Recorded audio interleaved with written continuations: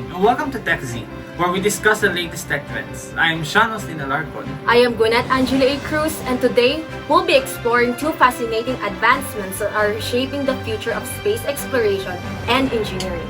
Origami in space engineering and low Earth orbit satellite constellation. But first, let's take a closer look at the art of origami and its application in space. Leigh?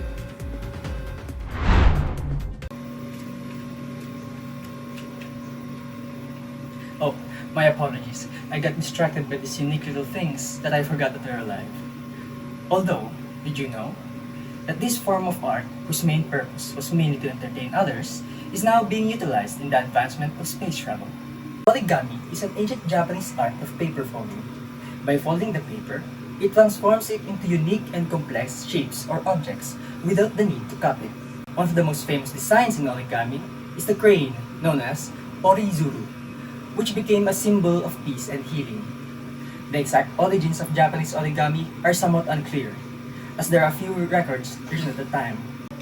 Some notable examples of our current technology that uses this innovation are the James Webb Space Telescope and the Starshade. The James Webb is particularly famous due to its success in capturing some of the most iconic images in astronomy, such as the Pillars of Creation and cosmic cliffs. The Starshade is also not to be ignored, as it has helped our astrologers to capture images and gather data from planets that otherwise cannot be observed to them, being too close to the star. The marriage of origami and space technology represents a fascinating intersection of ancient artistry and cutting-edge innovation. What began as a form of entertainment and decoration in ancient Japan has evolved into a crucial tool for advancing space exploration. By harnessing the principles of origami, space engineers have found elegant solutions to some of the most pressing challenges of space travel. Origami's ability to transform flat sheets of material into intricate three-dimensional structures without the need for cutting has revolutionized the way we design and deploy spacecraft components. In essence, origami in space represents a harmonious fusion of art and science, propelling humanity further into the depths of the universe while respecting and building upon the achievements of our past. As we continue to push the boundaries of space exploration, the timeless principles of origami will undoubtedly play a crucial role in shaping the future of space travel. That is all from my report. Back to you guys. Thank you, Leigh. That's a rather interesting subject. Origami's influence extends beyond Earth's atmosphere, as we've seen in space engineering. Now let's shift our focus to another groundbreaking trend in the space technology, low Earth orbit satellite constellation. Francis?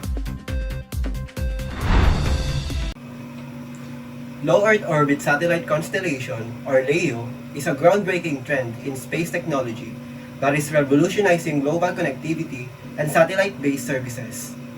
Unlike traditional geostationary satellites, which orbit at higher altitudes, LEO satellites orbit closer to Earth, enabling faster communication and lower latency. The concept of satellite constellations dates back to the early days of space exploration, but it wasn't until recent years that advancements in technology made large-scale constellations feasible. Companies like SpaceX, OneWeb, and Amazon are leading the way in deploying LEO satellite constellations.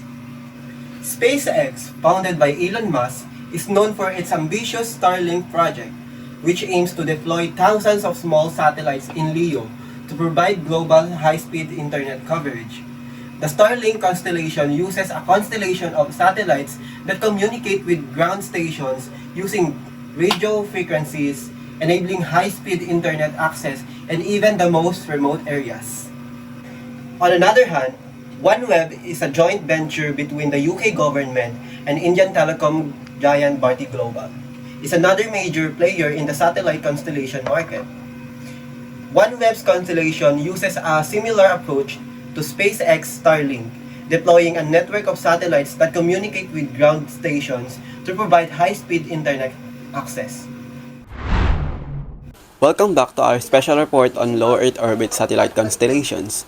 Today, we have a unique opportunity to sit down with one of the pioneers in this field, Mr. Elon Musk, CEO of SpaceX. Thank you for joining us today, Mr. Elon Musk. It's my pleasure. Thanks for having me. SpaceX has been making headlines with its project Starlink. Can you tell us about how this project works and its main objective? Certainly, Starlink aims to provide high-speed, low-latency internet to underserved and remote areas around the globe. So we're achieving this by deploying a constellation of small satellites in low Earth orbit, which allows for faster data transmission and reduced signal latency compared to traditional geostationary satellites. That's fascinating. How does SpaceX envision Starlink impacting industries and communities worldwide?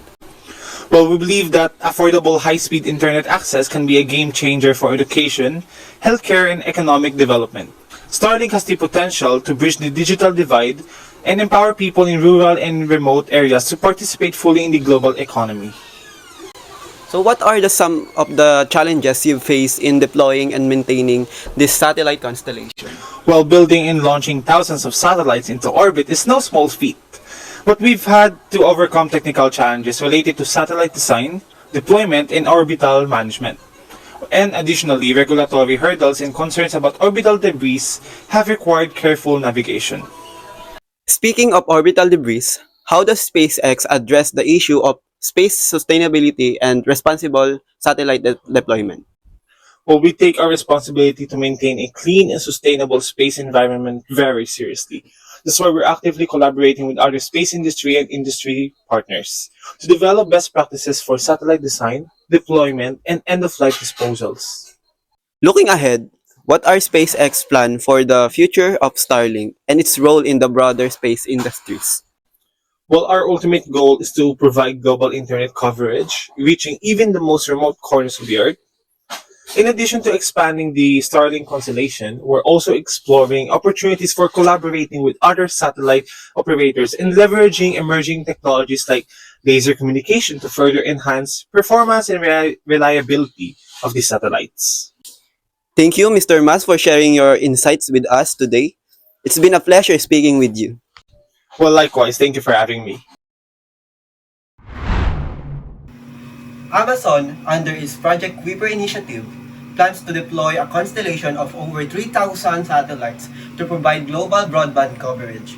Project Kuiper will use advanced networking technology to connect the satellites and ground stations, enabling seamless internet access for users around the world.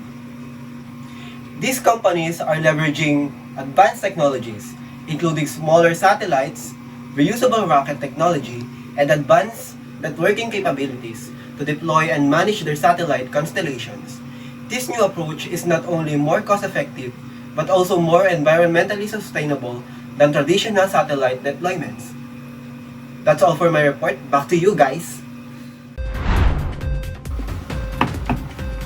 From origami-inspired structures to LEO satellite constellations, the future of space technology is bright and full of possibilities. These innovations are not only shaping the way we explore and utilize space, but also bringing us closer together as a global community. And that's all for the latest tech trends in space. We'll be back in a short break. Mining has been a part of human civilization for thousands of years. But what many of us don't realize, devastating impact, environment, water pollution, harmful chemicals, and heavy metals into nearby rivers and streams, Just a couple of years contaminating ago, the water, it seemed harming that aquatic space life. mining was Mining inevitable. also contributes to Analysts, deforestation, tech visionaries, as large and areas of even forest now drop and clear to make way for mining operations. Earth's resources are finite. The future is out of this world.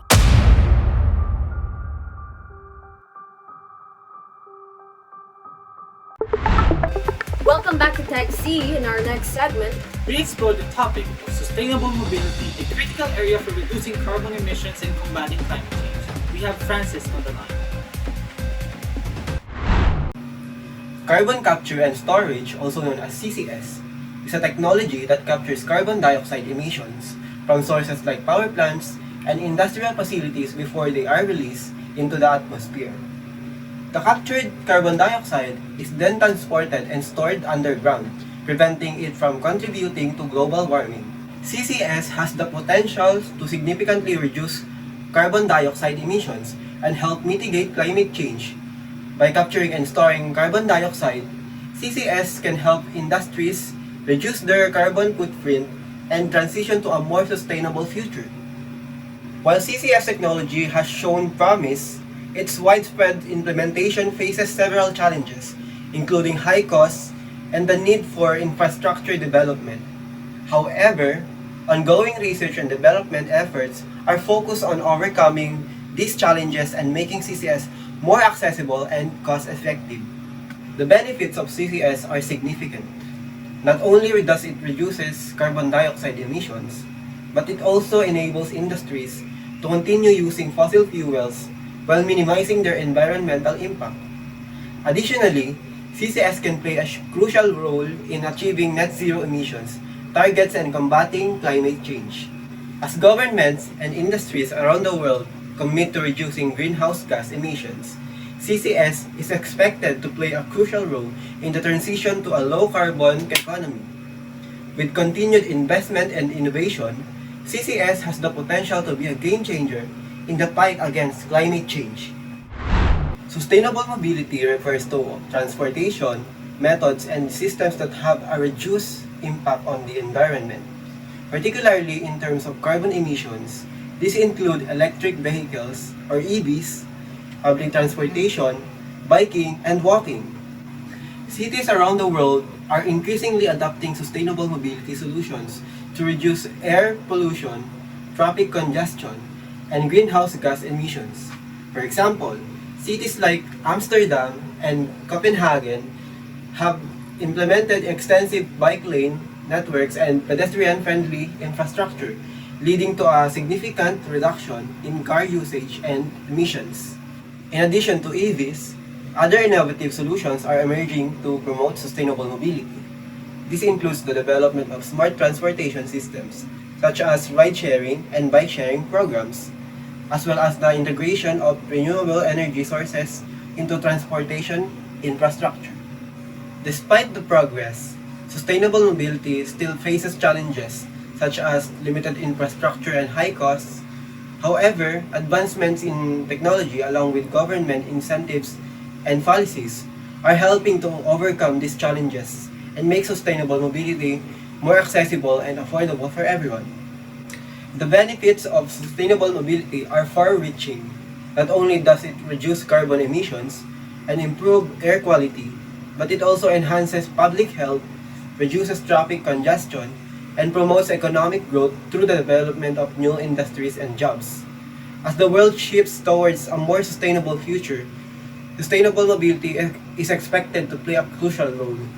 With continued innovation and investment, we can expect to see a significant transformation in how people and goods are transported, leading to a cleaner, greener, and more sustainable world. In the quest for sustainable and reliable energy sources, humanity has embarked on a journey of innovation and progress. Among the myriad advancements, one stands out as a beacon of hope for a cleaner and brighter future: advanced nuclear reactors. These marvels of engineering represent a transformative evolution in nuclear energy technology, offering a multitude of benefits without compromising safety or environmental concerns. One key innovation lies in the coolant used within these reactors. Unlike their predecessors, which relied on water, advanced reactors utilize liquid metal, such as sodium. This allows for higher temperatures and lower pressures, significantly enhancing efficiency and safety. Among these advanced designs are the sodium-cooled fast reactor, or SFR, and the molten salt reactor, or MSR. The SFR, with its fast Newton spectrum, maximizes efficiency by utilizing both fissile material and spent fuel from existing reactors. Meanwhile, MSR stands out for its ability to consume less fuel and produce short-lived radioactive waste, offering a promising solution to nuclear waste management. Beyond electricity generation, these reactors offer versatility in addressing diverse energy needs, from clean hydrogen production to water desalination. Their potential knows no bounds. Moreover, their compact designs and efficient use of land make them a viable option for communities seeking sustainable solutions. Although Let us not overlook the socio-economic impact of embracing advanced nuclear technology. As we transition towards cleaner energy sources, the demand for skilled professionals in the nuclear sector will soar, creating new opportunities and higher-paid jobs. In the pursuit of a greener tomorrow, let us embrace the promise of advanced nuclear reactors. By harnessing their potential, we can pave the way towards a sustainable future for generations to come. That is all for my report. Back to you guys.